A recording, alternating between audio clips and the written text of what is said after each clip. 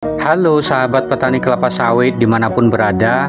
Kali ini kita akan membahas topik menarik yang berjudul apa saja dampak buruk bagi kebun kelapa sawit jika dilakukan pengendalian gulma secara berlebihan. Salah satu kegiatan pemeliharaan tanaman adalah pengendalian gulma. Karena gulma yang dibiarkan tumbuh tanpa dilakukan penanganan akan mempengaruhi produksi pada tanaman yang kita tanam. Secara garis besar, jenis gulma yang dijumpai pada kebun kelapa sawit dapat digolongkan menjadi dua bagian. Yang pertama adalah gulma berbahaya dan yang kedua adalah gulma lunak. Gulma berbahaya adalah gulma yang memiliki daya saing tinggi terhadap tanaman utama seperti ilalang, sembung rambat, lempuyangan, teki, kirinyo, harendong, dan tembelekan. Sedangkan gulma lunak adalah gulma yang keberadaannya dapat ditoleransi karena memiliki banyak manfaat.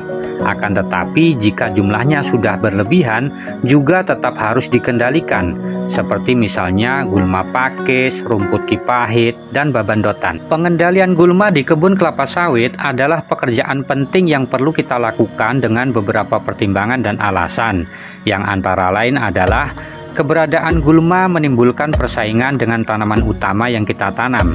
Sebab kehadiran gulma ini mengakibatkan pertumbuhan dan perkembangan tanaman menjadi terhambat, dan pada akhirnya waktu mulai berproduksi tanaman akan menjadi lebih lama. Kemudian alasan lain mengapa gulma ini perlu dikendalikan, karena gulma ini mengganggu kelancaran kegiatan kebun, menyulitkan pemanenan, menyulitkan pengutipan brondolan, mengurangi efektivitas pemupukan, menurunkan kuantitas dan kualitas produksi tanaman, menjadi sarang hama dan penyakit, serta biaya pengendalian gulma yang terbilang cukup mahal. Lalu bagaimana jika seluruh gulma yang ada di kebun kelapa sawit kita lakukan pengendalian secara total? Maka jawabannya adalah kegiatan tersebut dapat menimbulkan kerugian besar. Dampak pertama dari pengendalian gulma secara total adalah tanah mudah mengalami erosi. Hal ini diakibatkan karena tanah tak mampu lagi menahan derasnya air hujan, dikarenakan tanah tidak lagi memiliki penutup alaminya. Dan hal lain yang perlu kita perhatikan adalah erosi tanah ini sering terjadi pada jenis-jenis tanah yang berpasir, sehingga kita harus mempertimbangkan kegiatan pengendalian gulma secara total agar tidak menimbulkan kerugian yang besar. Kemudian dampak kedua adalah pengendalian gulma secara total menyebabkan kelembaban tanah menjadi hilang. Meskipun gulma sering dianggap sebagai gangguan bagi tanaman, tetapi sebenarnya ia memiliki peran positif dalam mengurangi penguapan air dari tanah dan menjaga kelembaban tanah. Pengendalian gulma secara total dengan kimia akan mengakibatkan hilangnya penutup tanah, sehingga matahari akan langsung mengenai permukaan tanah. Dan kondisi ini tentunya akan memperparah stres pada tanaman tatkala tanaman dilanda kekeringan. Kemudian hal lain yang perlu kita perhatikan adalah kelembaban tanah sangat diperlukan oleh tanaman untuk proses pertumbuhan dan perkembangannya yang optimal.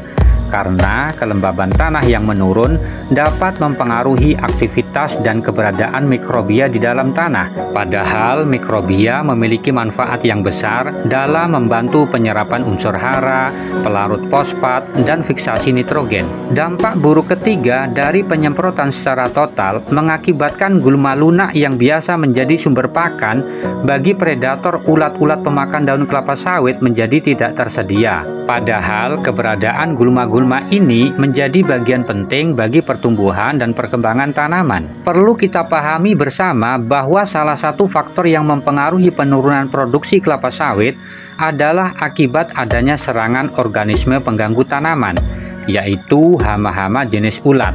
Misalnya ulat api, ulat kantong, dan ulat bulu. Hama ulat pemakan daun sawit ini adalah salah satu hama yang paling ditakuti dalam perkebunan sawit, karena serangan yang ditimbulkan dapat mengakibatkan gagalnya fotosintesis yang pada akhirnya mengganggu proses pembentukan bunga dan buah kelapa sawit. Ada beberapa teknik yang dapat dilakukan oleh petani untuk mengendalikan populasi hama ulat ini.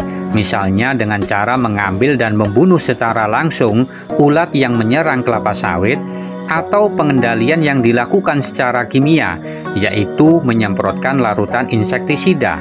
Akan tetapi pengendalian hama dengan cara kimia ini harus dilakukan secara bijak dan menjadi alternatif terakhir untuk mengurangi kerusakan lingkungan. Di samping dua teknik yang sudah saya sebutkan tadi, ada satu cara efektif yang dapat kita lakukan, yaitu menanam tanaman yang bermanfaat seperti air mata pengantin, pate emas, turnera, dan tanaman jenis lainnya. Tanaman ini dibiarkan tumbuh di kebun kelapa sawit kita untuk memancing predator atau parasit seperti jenis lalat dan tawon-tawonan yang berguna untuk membunuh ulat-ulat yang menyerang kebun kelapa sawit kita. Nah, jika kebun kelapa sawit kita disemprot secara total, maka tanaman-tanaman bermanfaat seperti ini tentunya menjadi hilang, yang pada akhirnya justru mengundang hama-hama ulat pemakan daun kelapa sawit lebih leluasa menyerang kebun kita. Adapun dampak buruk terakhir yang ditimbulkan dari kebun kelapa sawit yang disemprot secara total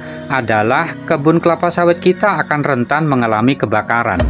Hal ini disebabkan karena rumput-rumput kering yang disemprot ini bisa menjadi pemicu api hanya gara-gara satu puntung rokok yang dicampakkan. Barangkali ini saja pembahasan 4 dampak buruk menyemprot kebun secara total yang dapat saya sampaikan. Terima kasih bagi yang sudah menonton dan memberikan dukungan. Jika ada kekurangan dan kesalahan, boleh sahabat tuliskan dalam kolom komentar. Saya akhiri, salam petani kelapa sawit Indonesia.